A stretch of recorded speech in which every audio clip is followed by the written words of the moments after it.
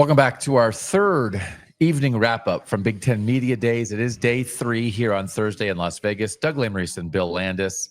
6 teams addressing the media on Thursday. Michigan, Iowa, Michigan State, Purdue, and 2 teams where it's sunny. That It's sunny in the north. That's I true. also sort of take exception with you just saying USC and UCLA have sand, so suddenly they're not part of the north.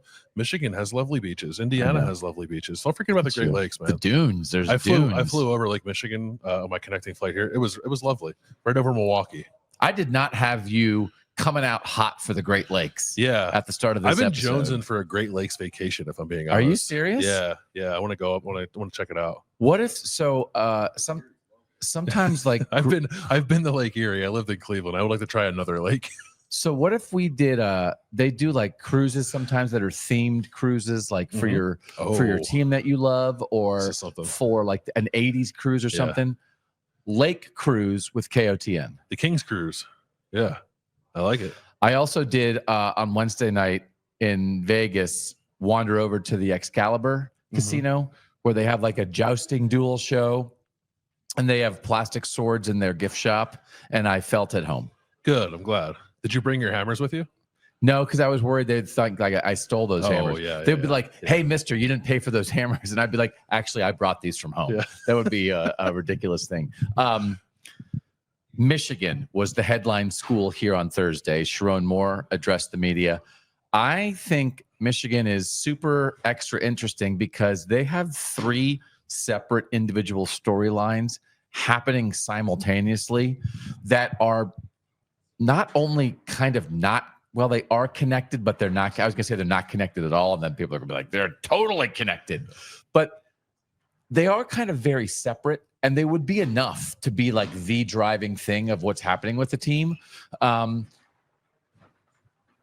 I think the end result is that it's interesting to talk about Michigan and hard to get a handle on Michigan because they have the NCAA ruling that is going to come at some point that they are waiting for. And we think some point before the season. Yes, that's what everybody's been always saying.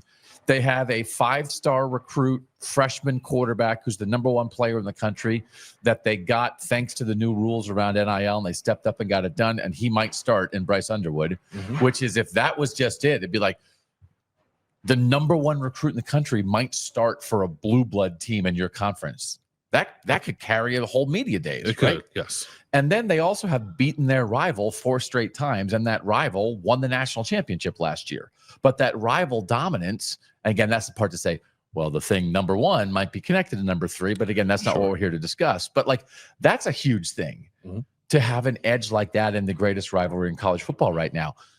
It's a lot. That's a lot of Wolverine. It's a lot of Wolverine. It makes it a very difficult team to discuss because different people are the most interested in different facets of that conversation, right?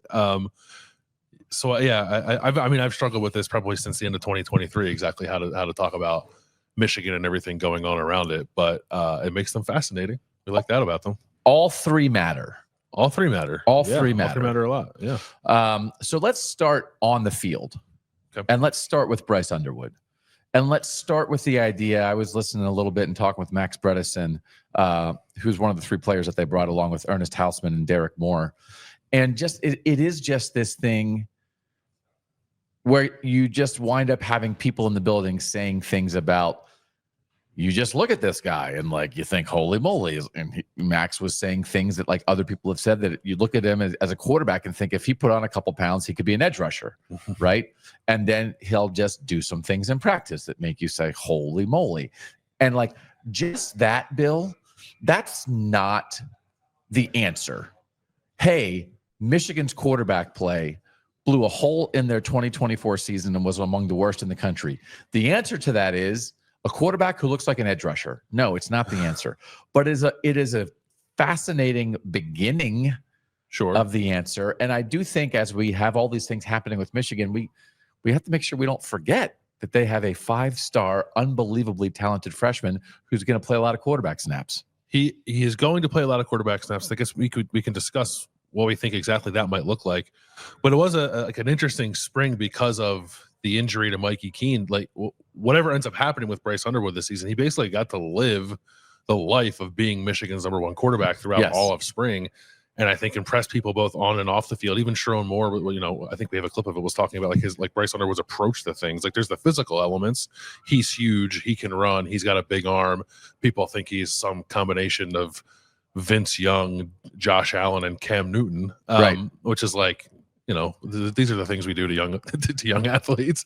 But can he handle like everything that comes with being Michigan's quarterback? And he had an opportunity to wear those shoes, albeit like not at a time where the stakes were high. There really were no stakes. He was just kind of going through 15 practices, but I think that helped him too. And I think that helped the team get like a much better feel for what they're going to have with him. So it's a lot like, that they were so bad at quarterback. They were awful at quarterback. And it's not Bryce Underwood's fault that Michigan was awful at quarterback last year, but he's the savior.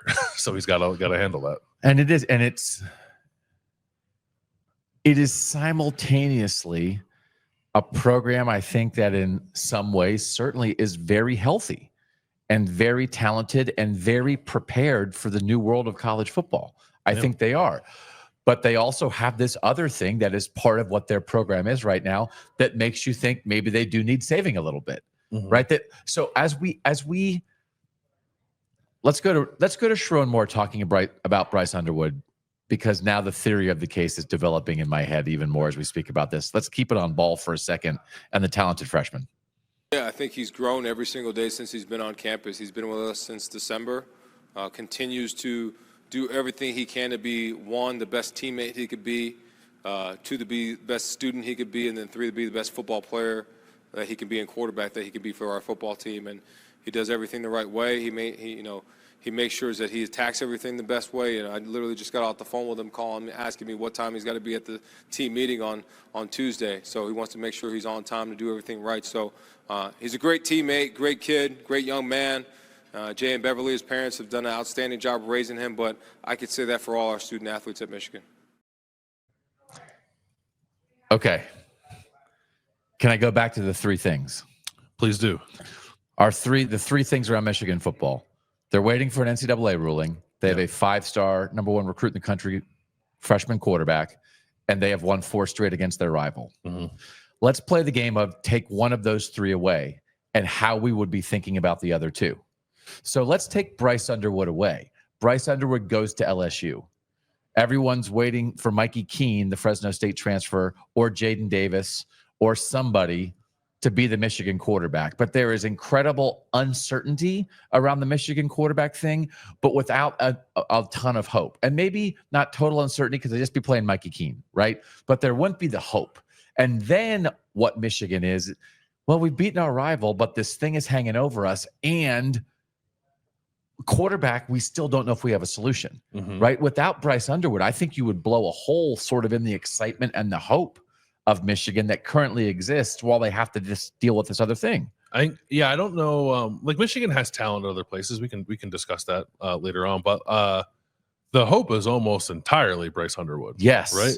Andrew Babalola is going to be a great left tackle as a freshman, and they have some really good veteran defensive players. Good receiver. Yeah, but yes. So take that away, and the vibes are totally different. Okay. Yeah. Let's take away the fact that they've beaten Ohio State 4 straight years. What if Ohio State was still dominating that rivalry and Michigan had not flipped it? Okay. So now we are talking about they have these NCAA sanctions that may be coming or not, but they're waiting for that. And they have a freshman quarterback and they've got to find a way to flip the rivalry. Now it's like, oh my gosh, this thing. And also that Bryce Underwood, it really has to save him. Because even though, I mean, maybe they wouldn't have. I guess they wouldn't have the national championship then. But then you're tripling down on what Bryce Underwood needs to do because he would be coming to really save Michigan, not just from a NCAA standpoint, but from an on the field standpoint. If you take away the fact that they're dominating the rivalry, it changes it, right? It changes it, but I still think like those vibes are okay. I think just because you can quickly move on from this like sort of like existential threat of Ohio State, something you can't get over because of the hope that is inspired by a 5-star quarterback. So it would be very different, but I don't think that like the more pressure on him though. I think it'd be more pressure on Bryce Underwood. A ton more pressure on him. I mean, it's the same more pressure. I'm So, I mean, it's the same. Were we having these conversations about JJ McCarthy? He's not the same. Yes. He was a 5-star, but not this kind of 5-star. He should have a 6-star. Is there a 6-star? 6-star exists? Ari is going to come running down the hallway. It's not exactly the same thing, but I think a similar spot to what JJ McCarthy was put in when he went to Michigan, and Ohio State was still controlling that rivalry, and Michigan eventually flipped it while JJ was a freshman, but not the starter. But JJ McCarthy in part went to Michigan to flip the rivalry to help do it. Yeah. That was also a unique recruitment because he was being recruited. It was like basically Ohio State or Michigan. Yeah. That was not the case with Bryce Underwood either. Maybe it's not a great comparison. I don't know. But to answer your question, yes, there would be an incredible amount of pressure on Bryce Underwood to be the guy that puts Michigan back on the right side of that rivalry. And now take away the NCAA thing. Woo! Connor Stallions never happens, but Everyone's they win the party. national championship anyway. Yeah. Record scratch, right? Yeah. For some people. And now, what is Michigan right now? All right, they had a little bit of a rough year last year, but a bunch of people left. Mhm. They're only 2 seasons removed from a national championship. They're 4-0 against Ohio State, and they have a 5-star freshman quarterback. We'd be like, Michigan's right there at the top of the Big Ten, I think, with Ohio State and Penn State and Oregon, when I think, certainly by our preseason poll, they're not quite there right now, because there would be no, it would be a little bump. They had a bump last year. Do you think they're back? So they ended up what in the poll? 4th? 5th in our poll. They were behind Illinois too. You think they'd be higher if the NCAA thing wasn't if it hadn't happened, either that it never happened and they won anyway, or it happened and nobody ever found out about it. Mm-hmm. Because I think you would just, or even if it happened and we had resolution and the resolution, we had was resolution, whatever, yeah, it's nothing. Yeah. But maybe we would just be all past, we'd be past it. Mm-hmm. And we're not past it. We're still in it. Yeah. And you're past it. And it's just about ball. And Michigan has a lot of good ball stuff, a national championship, a 5-star quarterback, 4-0 against the rival. And it's I get it. Sometimes you have a little bit of a step back year when your whole staff leaves, Yeah. I think maybe we would talk about this, feel a little differently about the step back year. But I don't know that I would have picked a different record for Michigan than what I picked, because I think that while the ball is good in many respects, and in some others it's super exciting with quarterback, there are questions too for why I picked Michigan at the record that I picked them. That questions that would not be any different had this stuff never been hanging over them in the first place. But it is 3 big things. Yeah. So why don't we do our records? Because we're doing that here from Big Ten Media Days. As we bring you this on Thursday night, we will bring you the other teams from today, conversation about them, the record predictions about them, and the interviews with those teams. That will come on our Monday show on Kings of the North. We will be back home, but we will make sure we have discussions about Michigan State, Iowa, and Purdue, the 3 Northern teams that spoke today. But we're going to tell you Michigan right now. What do you want to tell the people too what we're going to have on Wednesday? What else we recorded in Vegas with our friends? 4-man weave. The 4-man weave, yeah. With the our tag team rivals, our frenemies, friends and rivals. Yeah. Go way back. Andy Staples and Ari Wasserman joined us as a duo to create a quadrio. What's a group of 4 people called? Quartet. Sorry. Oh man, I love those 4. That's a great quadrio they got over there on KOTN. It's a quartet of ball talk.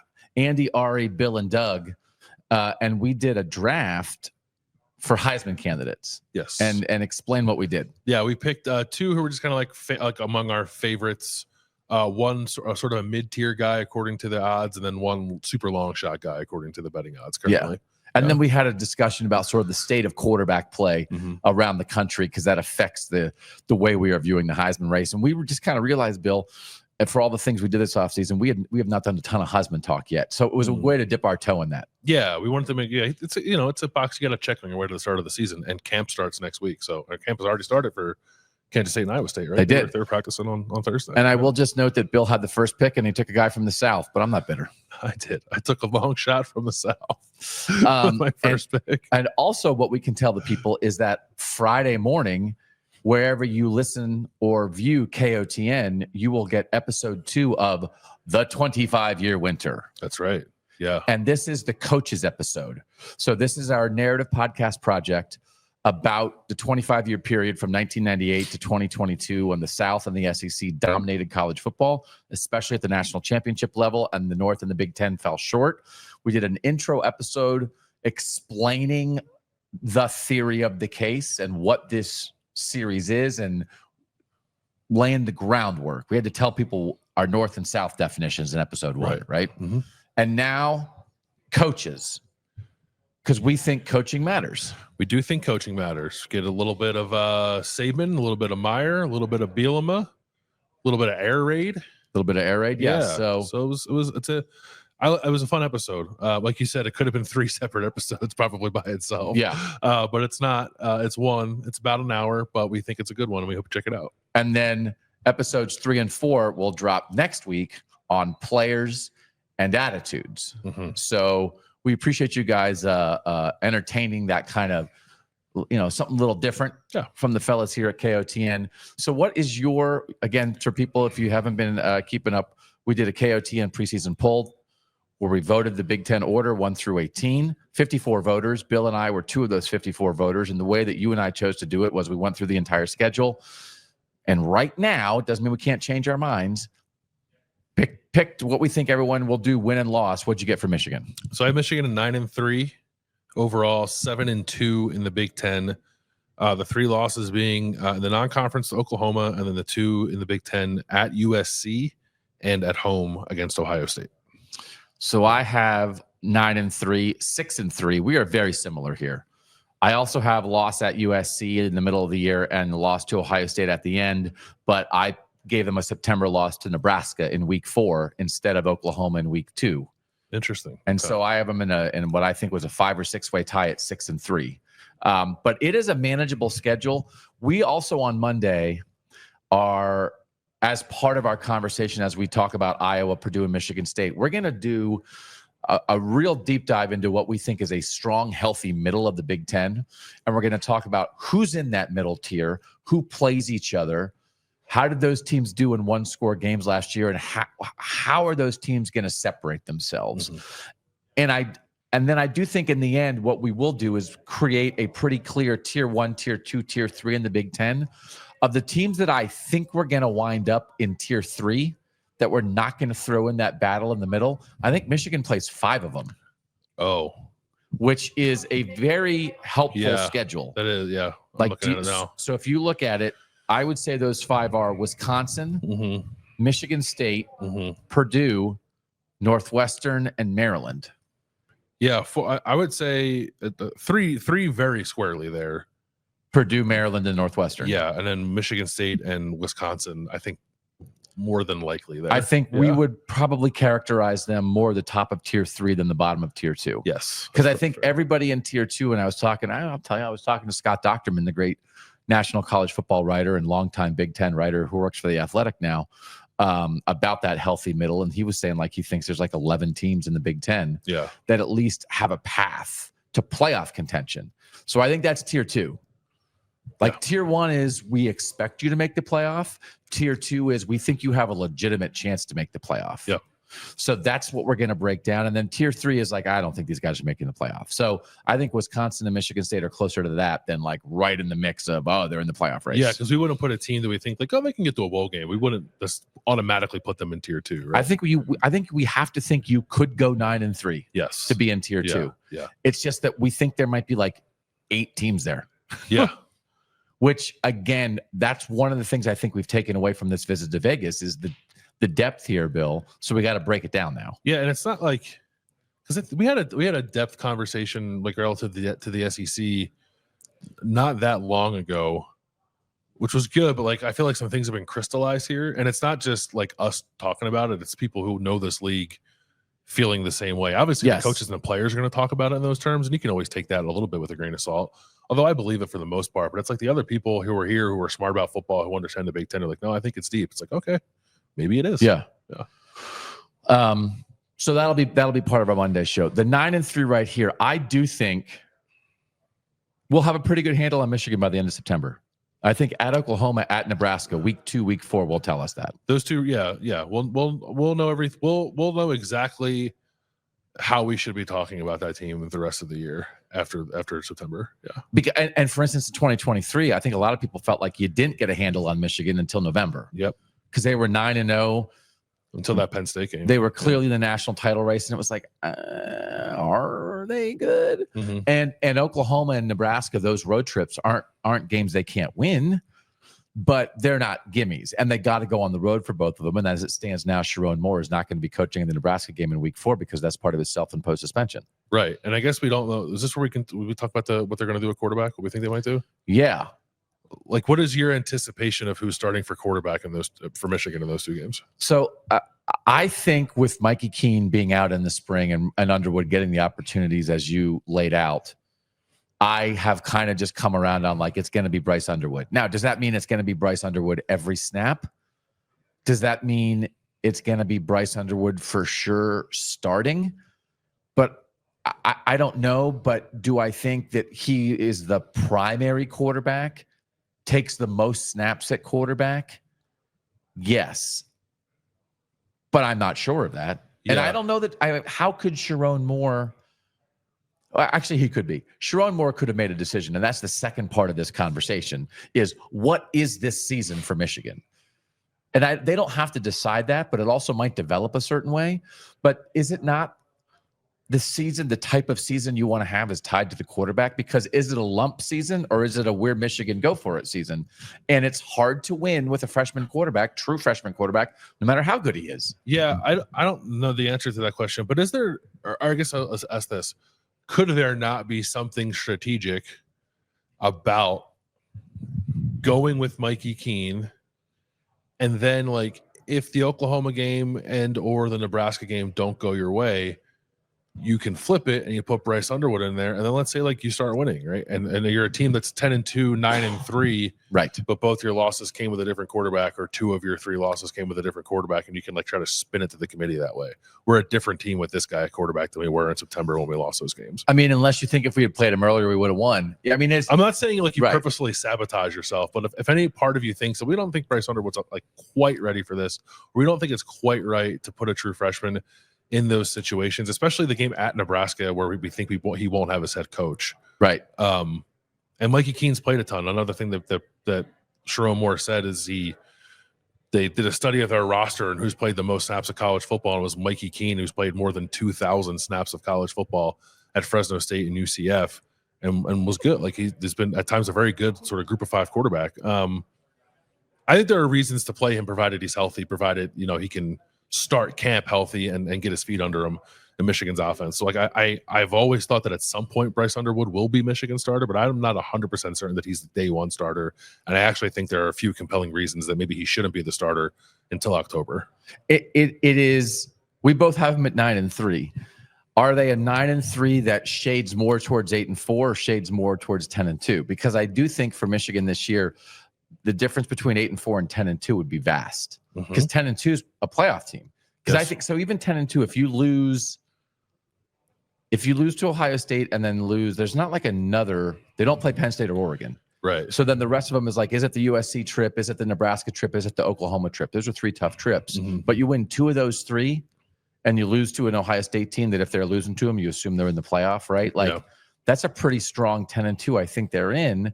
Whereas 8-4, and it's not like conference standings are their end all be all. If they finish 8-4 and they're 6-3 in the Big Ten, like they could be 7th. Yeah, you know what I mean? That I just think, or if they're 3-0, 5-4 in the Big Ten, they could be 11th. 5-4 in the Big Ten could be 11th. And again, that doesn't mean they're terrible, but it's just we're in the middle. But which way they lean, I think, is a huge deal. And then I think, are you thinking, as you guys watch and listen to this, are you thinking about Michigan? It's a little bit of a step back year. Freshman quarterback, freshman left tackle. Jordan Marshall's not going anywhere next year. Andrew Marsh, like good young receiver. Like maybe they're still like rebuilding the offensive line a bit. Like it's coming. 2026 is the year. This is a take a lump year. Is that what this is? And then if it is, it's like a bridge year, kind of. Right? It's a bridge year. Yeah, yeah. Or is it we're Michigan? Well, that's the funny thing about it, right? Because you were saying we always should make the playoff. There is right. no such thing as a bridge year. we would, as you said, when we weren't recording the show, we would never have these kind of conversations about Ohio State, probably never about Oregon. And I think Penn State's past the point where we'd have these conversations too.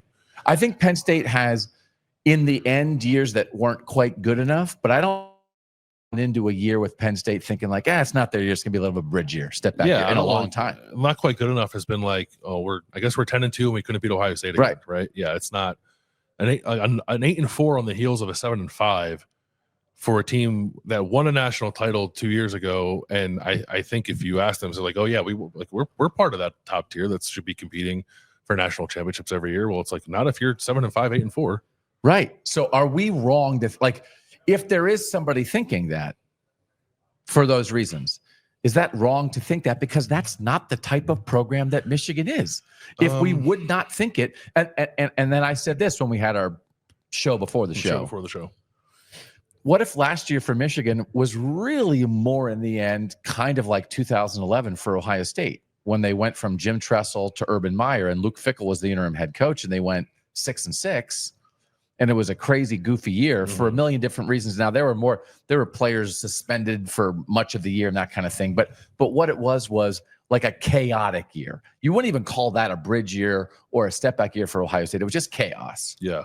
Well, for Michigan last year, this NCAA stuff is swirling the whole year. It's self-imposed, just like Ohio State's was. Like it's self-imposed, but yet it is true. It is chaos, no matter how it's caused.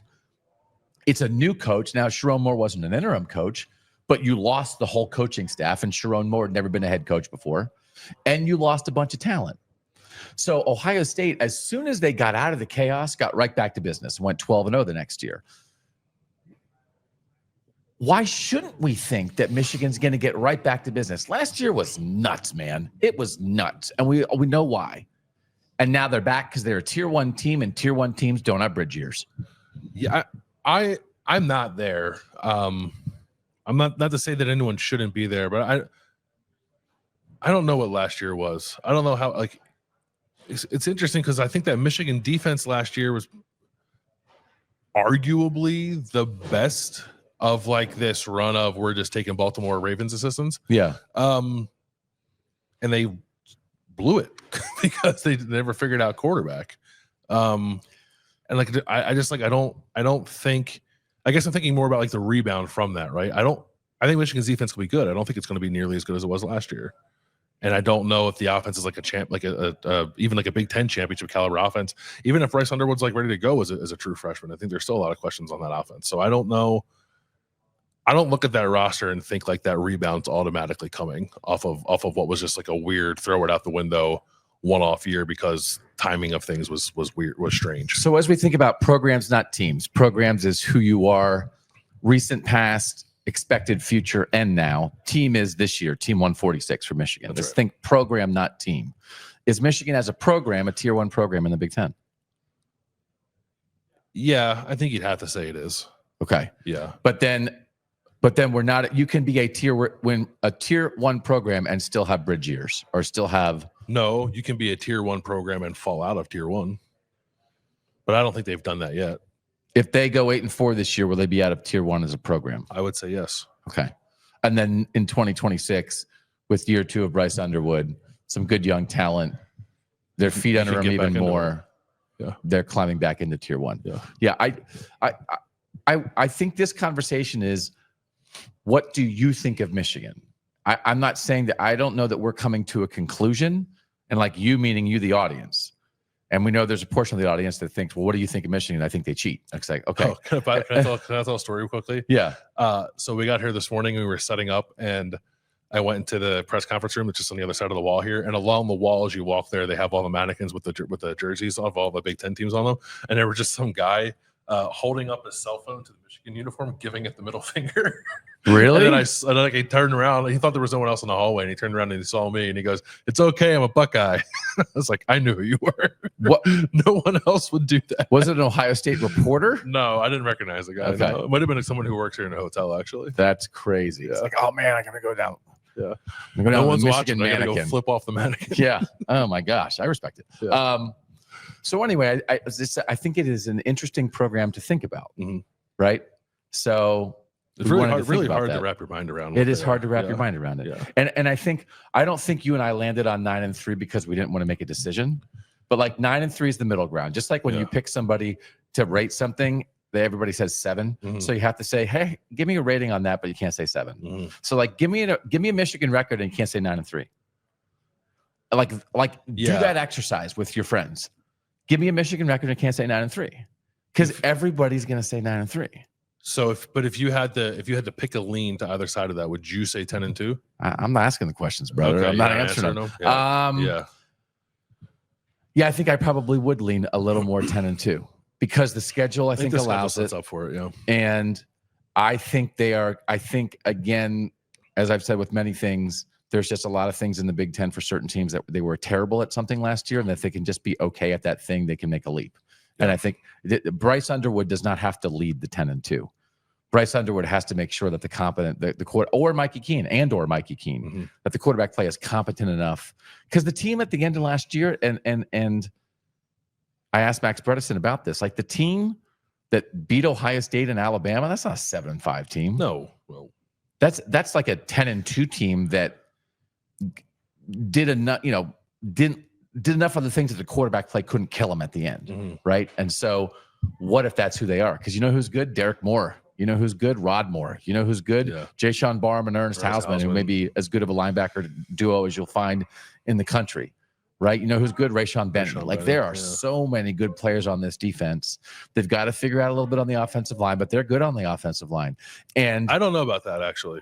But I mean, they're traditionally good on the offensive line. They're traditionally good. Yeah, they won the Joe Moore Award 2 years in a row, and then didn't win it the year they won the national title, and probably should have won it that year. Yes, which is exactly what Max Bredesen quoted as. He knew that too. Really? He went more national title for the offensive line. Yeah, but they didn't win. They were not good last year, and their 2 best offensive linemen are gone. And Josh Preeb and Miles Hinton. It's not a sure thing. You're relying on legacy and it's an offensive line program. Identity. Yeah. I think it's probably safe to assume that they find a way to be better just because of the history of the program. But they got to get it together. Yeah. But even I thought you brought up Andrew Marsh. When Sharon Moore was running through the receivers, he mentioned him pretty quickly. Yeah. So did Derek Moore was talking about some young guys, freshmen who weren't Bryce Underwood. And he said Andrew Marsh pretty quickly too. Yeah. So play the game. You can't go 9-3. Where do you go with the Michigan Wolverines? I would lean 10-2 in the end. Which way would you lean? 10-2 or 8-4? I think I'd lean 10-2 just because of the schedule. I do think lends itself to that. Okay. And then if Michigan's 10-2, they're in the playoff. I believe that's right. Even if they don't beat Ohio State for a 5th straight season. Because I think they have enough quality wins in the middle. Right. Yeah. If you're saying if they only have 2 losses, they're getting a win from Oklahoma, USC, Nebraska, on the 2 of those on the 3. road. Yep. Yeah. And as we said, they have 5 easy Big Ten games. And they play Washington at home. I think Washington's really good. We think Washington will be a good win. Yeah. So there is this other thing though, and everyone expects the NCAA to make a ruling about Michigan before the season starts, but we're waiting. It hasn't happened yet, and our friend and yours, Dan Wetzel, reported that Tony Petitti, the Big Ten commissioner, had sent a letter to the NCAA asking that the penalties be finished. And then here at Big Ten Media Days, Tony Petitti the other day did confirm that he did send that letter. Yeah, well, the first part, I'm going to confirm that we did submit a letter. It's not uncommon in proceedings for a conference office to weigh in on. So I'm not going to address what the contents of the letter we sent are. And because it's an ongoing process, I don't think it's appropriate for me to comment about whether it's enough or not while there are individuals deliberating. I don't think that's the right thing to do in the process. Look, I will say, having gone through this, one thing to point out is I think when you think about the CSC and the discipline and what we're trying to build with the new entity, having an enforcement mechanism that just is faster is a priority, one that reacts more quickly. This is a system we have now. It's been in place for a long time. It functions the way it was built. But I do think there's this consensus among our colleagues that whatever we're building for the enforcement piece that's going to live inside the CSC, that it's got to be there. It's just difficult to be still talking about this, almost on 2 seasons after. So I think everybody agrees that that part of the process should change. So we know why a commissioner would send a letter like that, because he wants to protect one of the brands of his league, and he wants this to be over. So he is standing up on behalf of the business interests of the league to do this. Yeah, and Tony Petitti's mind, Michigan's a Tier 1 program Right. in the Big Ten, and he the would brand like, they are, and the brand, yeah, he would like all of his Tier 1 programs available to play in the postseason. I would think, and not damaged in a way that would prevent that. I'm sure he would like to know who leaked the fact that he sent the letter, but I think any commissioner would have done that. Yeah. You don't think they leaked it? Or maybe Michigan probably leaked it. Michigan probably leaked it. I don't know that.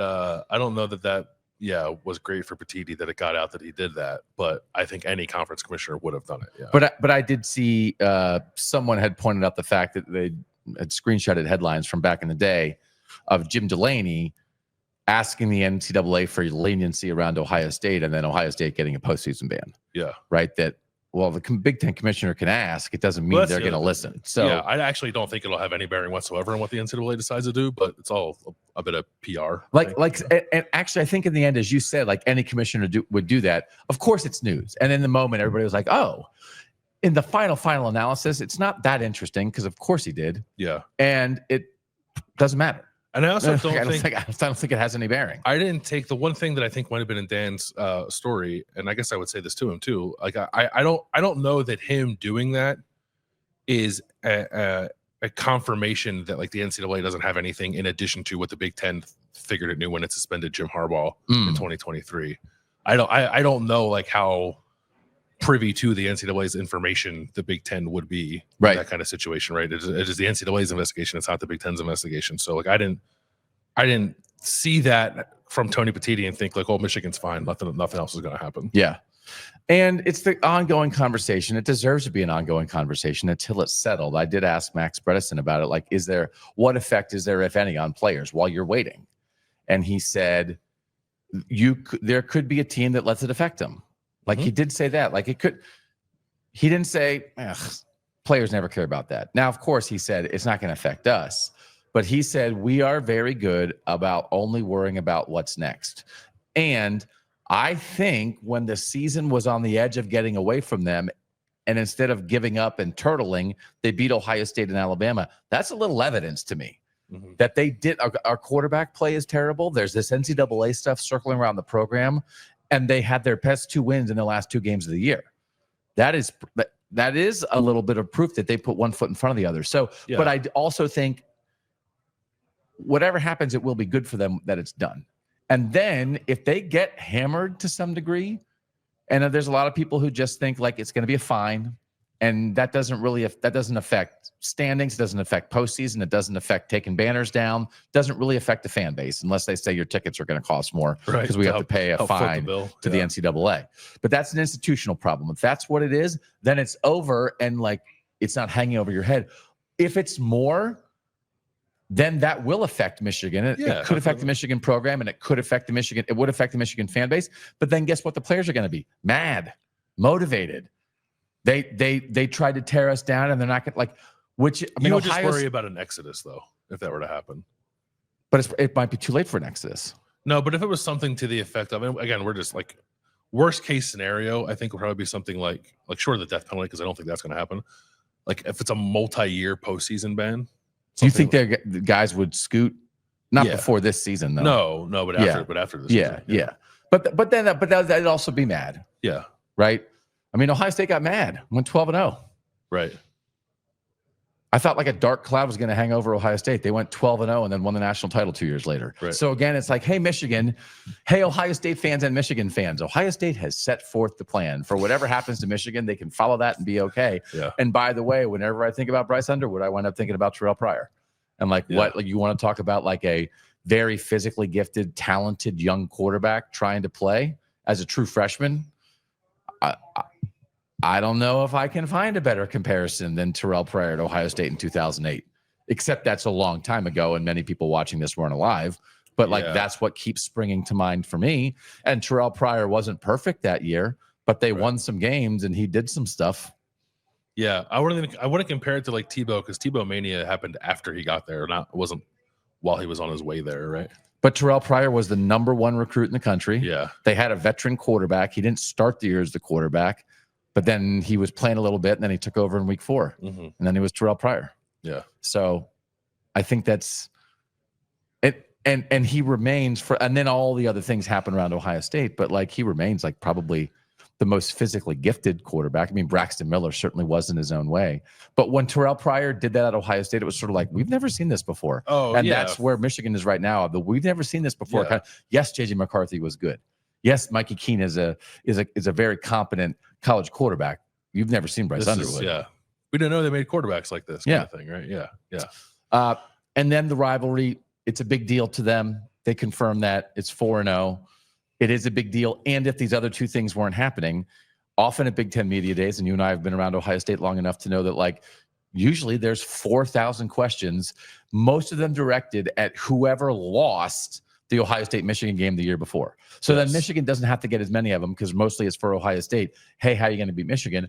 But also that was tempered because everybody for Ohio State said, bang, check out that ring. Look at the ring. That's what we're talking about. So, but that's always a Big Ten Media Days thing. Do you know, because for the longest time, that was just people who cover Ohio State asking people from Michigan, what are you going to do beat Ohio State? Were there people from, it's hard in Las Vegas because like in Indy, everyone's there. In Las Vegas, not everyone's here. Were there Michigan reporters asking Ohio State players about beating Ohio? I don't know. I didn't hear that. Yeah, I don't know. I would expect, because everybody in Ohio can just drive over to Indy. Yeah. And they were enthusiastic to do so and like ask Michigan about why they lose all the time. But I think Michigan is like super interesting. I think we will do some kind of like swing games, pivot games, whatever it is, the games that determine Northern college football. I think you could put Michigan, Oklahoma, and Michigan, Nebraska on that list because they're both so early and they both matter so much. And you could absolutely, Michigan could go 2-0, 1-1, or 0-2 in those games. Yeah, I was actually talking with our pal Ari and somebody else earlier about those two games specifically. And I said Oklahoma and Nebraska would love it if Michigan was good enough for those wins to mean something, but not quite good enough that Nebraska and Oklahoma can't beat them, which is to say finish 8-4. Which might be exactly what they are. Yeah, might be exactly what they are. Because I'll tell you what, like the strongest thing in the plus column for Indiana last year was the win over Michigan, and then that got stronger when Michigan beat Ohio State in the last game of the regular season. Yeah, absolutely. And like, then they beat Alabama. Right when the playoff discussion was like at a fever pitch. Mm-hmm. You know, I don't know that it's why the committee put Indiana in, but it was like a little extra something. Like, oh, well, what's Indiana's best win? They beat Michigan. And I don't even know if Michigan's that good. It's like, oh, Michigan just beat like the team that everybody thinks is going to win the national title. Yeah, it would have been. I think it would have been a pretty pervasive talking point if it was like a 10-2 Indiana. I think because of the 11, it was 11-1 versus 9-3. It was a little cleaner, and I'm sure it came up and certainly was helpful to Indiana, but maybe not exactly the trump card that Indiana would have needed it to be had they been like 10-2. Yeah. All right. Thanks to everybody who consumed everything we did here from Las Vegas for 3 days. We brought you these 3 evening recaps, the big healthy shows, 90 minutes plus on Wednesday afternoon and Thursday afternoon. If you did not catch our Tuesday show, that was where Bill and we were here in Vegas. We said hello from Vegas, but then we had gone over it at home. It's our poll. We finally talked about it. So we've had a lot of great coverage. We have a lot of great interviews, thanks to all the teams that let us chat with their coaches and players. And we have the 25-year winter. So episode 1 on Monday, episode 2 coming tomorrow on Friday, and then 3 more episodes over the course of the next 2 weeks. And we'll be excited for you guys to take it in. Yeah. It's we've actually. I'm glad people have said nice things about it here so far. We've kind of like asked them to, but it's been usually when it's on camera, I stare people in the face and say, "Have you listened to the 25-year winter yet?" And they're like, "Oh yeah. When I get on the plane, I'm going to listen to it." I listened to it on the plane. Yeah.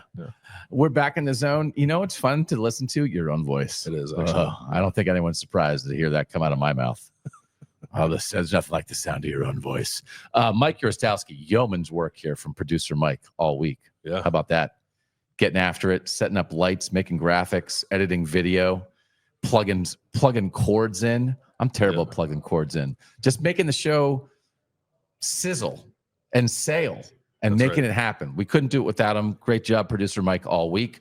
25-year winner. Catch episode 2 on Friday. Landis, it's been fun, man. It has been fun. I wasn't quite sure what to expect with everything being out here in Vegas, and I think it went pretty well for the most part. It can be odd because we are sitting right across from the conference room where they do all like the stage interviews with the players and coaches. And then they have to bring the players and coaches like down our hallway. And it can be tempting to just fly to Vegas and just sit at a table and talk. And then be like, I don't know what's going on over there. It's like, well, then why did we come? Right. So we wanted to make sure we took in enough info to be a little educated. Yeah, we got like some good interviews too. I think we did pretty well. We didn't say this on the show, but is or is not Coy Parrish the swaggiest guy from Minnesota since Prince? Yeah, he's up there. It's Prince. I don't know who else would it be. Chet Holmgren. Mike. We were talking about it. Mike said Paige Beckers. You can put her in the swaggy category. Yeah, but I mean, Prince is hard to beat. Yeah. He's the Prince of the secondary. There you go. Which makes him also part of KOTN. He's a Northern Prince. Love it. All right, that'll wrap it up. Thank you guys for being part of it. He's Bill Landis. I'm Doug Maurice. And from Las Vegas, that was Kings of the North.